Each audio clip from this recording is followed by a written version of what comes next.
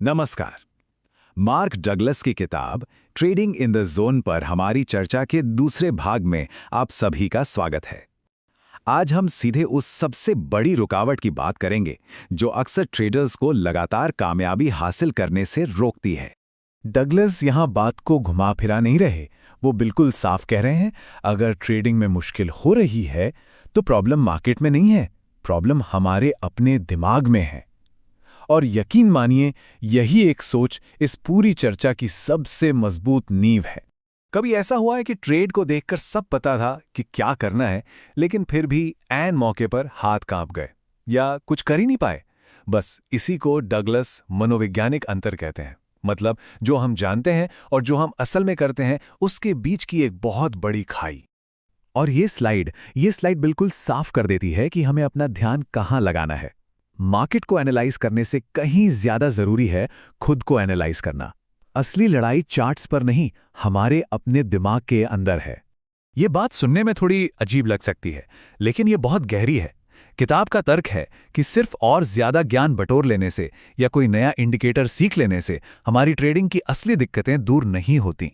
और इसी बात को साबित करने के लिए ये कहा गया है कि जानना और करना ये दो बिल्कुल अलग अलग चीजें हैं। हो सकता है कोई दुनिया का सबसे बेहतरीन चार्ट एनालिस्ट हो, पर अगर एक छोटे से लॉस वाले ट्रेड को काटने में डर लगता है तो उसका सारा ज्ञान किसी काम का नहीं।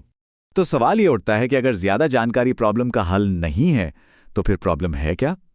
डगलस के मुताबिक लगभग हर गड़बड़ की जड़ एक ही पावरफुल इमोशन है, और वो है डर।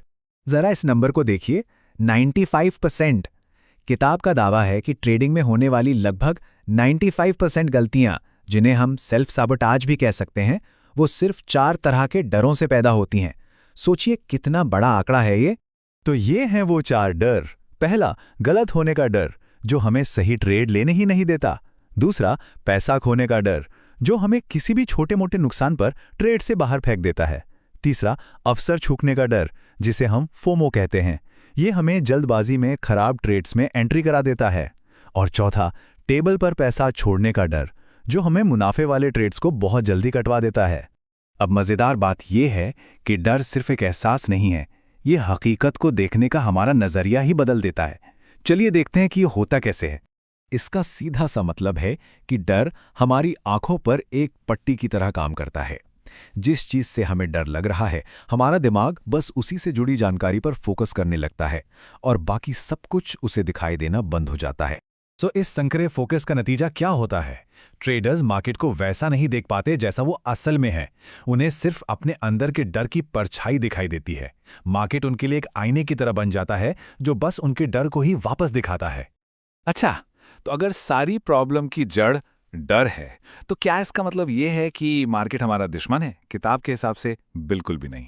ये एक बहुत ही जरूरी पॉइंट है। मार्केट कभी भी दर्द भरी जानकारी नहीं देता, वो तो बस जानकारी देता है। दर्द तो हम उस जानकारी का मतलब निकालकर खुद को देते हैं। मार्केट न्यूट्रल है, अच्छा या बुरा नहीं। जब हम बाजार को इस नज़र से देखते हैं कि वो तो बस ऊपर नीचे होने वाले टिक्स का एक न्यूट्रल फ्लो है, तो फिर उसे दोष देने का कोई मतलब ही नहीं रह जाता। ये सोच ही ट्रेडिंग के इमोशनल रिस्क को कम करने की तरफ हमारा पहला कदम है। और यहीं से हम उस असली समाधान की तरफ बढ़ते हैं जो किताब हमें देती है। और वो समाधान है हमारे अपने नजरिए में एक बहुत बड़ा एक बुनियादी बदलाव। लेखक यहाँ एक बहुत ही बारीक लेकिन बहुत जरूरी फर्क बताते हैं। सिर्फ रिस्क लेना, मतलब ट्रेडिंग में पैसा लगाना, एक बात है, लेकिन उस रिस्क को बिना किसी डर या बेचैनी के पूरी तरह से स्वीकार कर लेना, वो बिल्कुल दूसरी बात है। और कामयाबी इसी दूसरी बात में छिपी है। जब ये मानसिक बदलाव आ जाता है तो ट्रेडिंग सही साबित होने की लड़ाई नहीं रह जाती, वो संभावनाओं का एक खेल बन जाती है। ठीक वैसे ही जैसे एक कसीनो काम करता है। कसीनो को ये जानने की जरूरत नहीं कि अगली बाजी में क्या होगा, उसे बस इतना पता है कि लंबे समय में प्रोबेबिलिटीज उसके हक में है। एक कामयाब ट्रेडर को भी बिल्कुल यही सोच अपनानी होती है। और अंत में यही वो एक सवाल है जिसके बारे में हमें सोचना है कि शायद मार्केट पर महारत हासिल करने का असली रास्ता हार को खत्म करना नहीं, बल्कि हार के डर को खत्म करना है। ये रास्ता हमारे दिमाग से ही शुरू होता है और वहीं खत्म होता है।